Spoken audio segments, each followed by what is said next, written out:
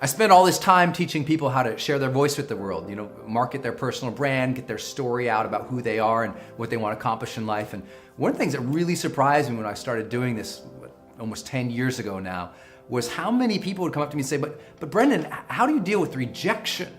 And these were often adults, which really blew my mind because I was a really young guy back then, and it'd be 45, 55, 65-year-old folks saying, well, Brendon, how do you deal with rejection? I thought, what do you mean? And there would be this insecurity in their voice as they asked that question. And I thought, wait, you're an adult and still struggling with ideas about rejection?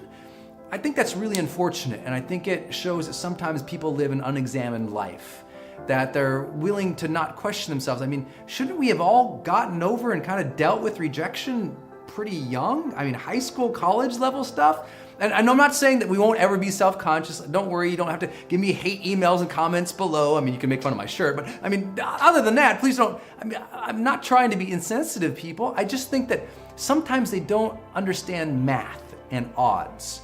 That we think rejection is this thing that happens all the time. So what happens is so many people guide their life based on this fear that they're going to be rejected, so they don't take action, they don't start new things, they don't chase their dreams because they're worried what other people are going to think, that they're going to be rejected and deemed unworthy or unlovable or, not adequate in some way or another. And you think, well, that's so sad. Because rejection, the actual form of rejection that shapes people's identity and hurts them, happens so rarely. And if you don't believe it, then that's an internal fear, not the reality of the universe. And let me prove this to you just with some basic data. I've traveled around the globe, well over, most of the globe now. And here's what I find out over and over and over again when I speak to audiences. I always do this little simple activity where I say, if you've ever been rejected in a way where it hurt, it hurt and formed and shaped your identity in a way. I mean, it was a significant hurt that you felt it, and it changed how you felt about yourself and what you might want to go and accomplish in the world. If you've ever felt that before, would you raise your hand? Everyone raises their hand. I say, well, if you've ever been rejected by, let's say, 3 people who really rejected you in that way, that you were really, just shot down, hurt, and it changed who you are and what you wanted to accomplish in life. How many's ever happened that with 3 people? A bunch of people raise their hand again. And I start escalating that number from 3 to 5 to 7 to 10 to 15 to 20 to 30. Here's what's amazing. I've done this all over the world with audiences with thousands of people in them, okay? Thousands of people. Here's the average across all those audiences all around the world, doesn't matter the culture, the average number, about 7. So anywhere between 5 and 7, meaning people say between 5 and 7 people hurt their feelings enough with a real rejection, not one of those, well, I'm sorry, I can't go out with you, I'm washing my hair stuff. Somebody where they really criticized you and rejected you in a way that hurt. The average person says 5 to 7 people rejected me like that. Now, there are some people who have more than that, but I'm saying the average is 5 to 7. And yet, so many people, when I ask, well, how many of you are so scared of rejection, almost everyone raises their hand. And it's like, wait a second, you're scared of something that barely ever happens? Because the second question I ask is, well, how many of you have ever interacted with, let's say, 10 people? And when you interact with those 10 people, it went just fine. They were nice to you, they were polite, they were patient, or they just didn't care one way or another. How many of you have ever met 10 people like that? Everyone raised their hand. Then I say, well, how many of you have ever interacted with, met, known, or associated with, let's say, 100 people in your life? And you've known 100 people, and 100 people, they were fine with you. Everyone raised their hand. I take that number up to literally thousands. Everyone's still raising their hand because we've all met with, interacted with, known, or associated with, literally thousands of people in our lives, and most of them could care less, didn't criticize, were generally supportive. And it's like, wait a second. You're basing your life and you're directing yourself based on this fear of rejection that maybe has happened on average for people between 5 and 7 times, but thousands of people you've interacted with were cool with you, or at least let you do your own thing and didn't criticize it. And it's like, wait a second, if you realize those numbers, you did the math, like 5 people, 1,000.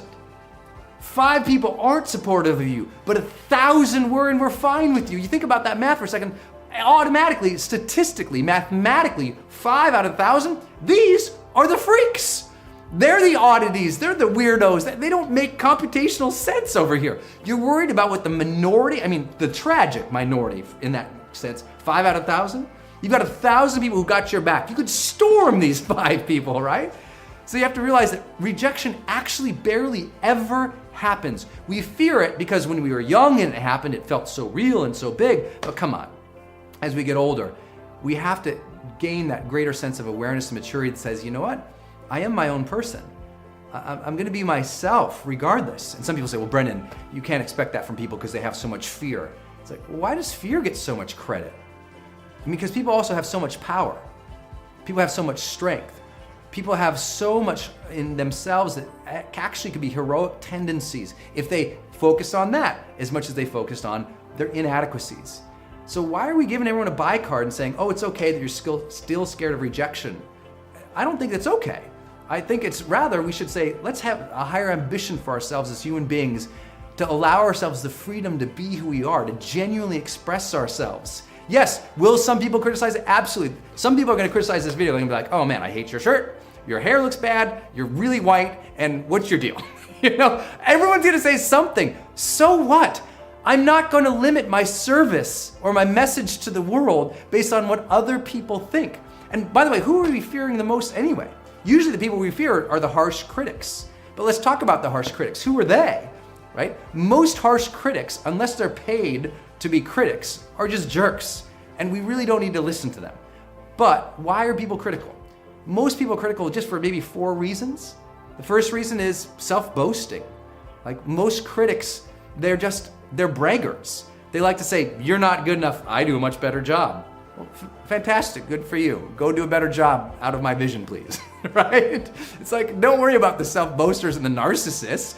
You don't need to be concerned about them. They have nothing to add to the direction in which you're going in your life, right? So just focus on your own thing. Don't worry about the couch critics or the apathetic advisors on the sidelines of life. They really have nothing to contribute to you unless you've asked for constructive feedback, and don't worry about it. Don't worry about it. I think the second reason people become critics often is because it's self-protection. They're critical of you because they see something outstanding in you or something remarkable or something different, and they're scared of different because they're comforted in their own thing, or it challenges their own beliefs or their own behaviors, seeing you excel, seeing you have the boldness, the freedom, the joy, the ambition, the guts, the integrity, the courage to put yourself out there. So they're like, oh, yeah, who do you think you are? So they try to knock you down to their level. Do you need to be concerned about those people? No. What's the third reason? I think the third reason people do it is sometimes they're just critical, but they're critical out of ignorance. They actually don't know you. They don't know what you're talking about. They don't know what you're doing. They don't know anything about your area of expertise or the thing that you're trying to share in the world.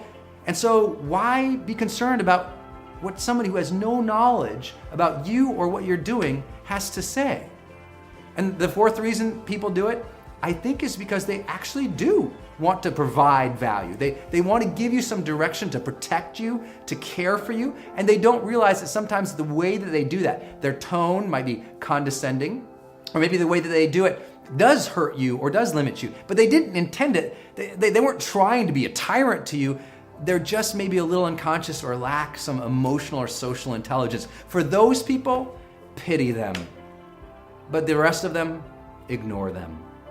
I think give some of those people who are trying, give them patience and pity. The other ones, don't give them patience and don't give them a time and attention. And that sounds harsh to say, and I'll be criticized for it, of course, but that's what I believe, so I'm going to say it. I want you to go say what you feel like with the world. Go give yourself to the world without concern about what the world thinks about you so much, because if you limit the expression of who you are and what you have to give in the world based on a couple people who might criticize you, what have you done? You've sunken below the lowest common denominator of mankind. If we all shrunk in our ability to serve because what some people might think, where would we be as humans? Go out and be great and never apologize for it.